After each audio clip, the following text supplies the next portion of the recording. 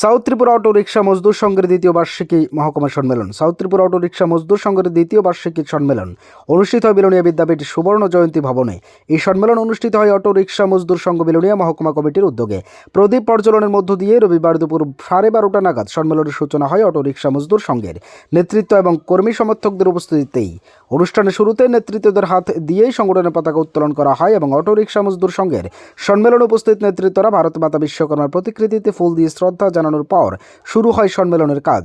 সাংগঠনিক নিয়ম অনুযায়ী রাষ্ট্রীয় গীতের মধ্য দিয়ে শ্রদ্ধা জানানো হয়। সম্মেলন থেকে এই দিনের সম্মেলনে উপস্থিত ছিলেন বিজেপির প্রদেশ সম্পাদক জসিমউদ্দিন, মজদুর সংঘের রাজ্য নেতৃত্ব শিবতোষ মজুমদার, মজদুর সংঘের জেলা সভাপতি ও সম্পাদক যথাক্রমে মানিক লাল পাল ও বাপ্পি দেবনাথ, দক্ষিণ জেলা অটো রিক্সা মজদুর সংঘের সম্পাদক রাজীব সাহা, সভাপতি সুমন সাহা, বিশিষ্ট সমাজসেবক গৌতম সরকার সহ অন্যান্য নেতৃত্বরা।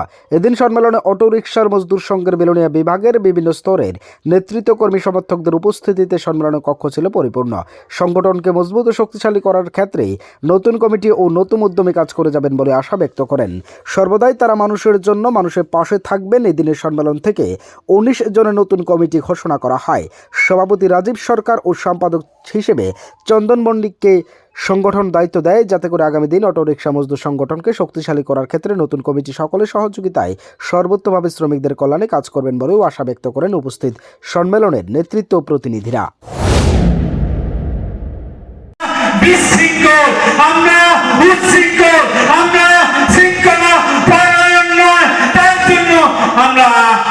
আত্মনির্ভর হব না। মোদিজি বিশ্বকর্মা পূজার দিন একটা যোজনা ছেড়েছেন, আপনারা জানেন কিনা জানি না। বিশ্বকর্মা যোজনা একদম ফ্রি অফ কস্ট, একদম কম ইন্টারেস্টে আপনাদের সুযোগ করে দেওয়ার জন্য, কোনো গ্যারান্টি ছাড়া আপনাদের বিভিন্ন কাজে আর্থিকভাবে সহযোগিতা করার জন্য উনি যোজনা ছেড়েছেন। কিন্তু আমি মন্ডলের সভাপতি,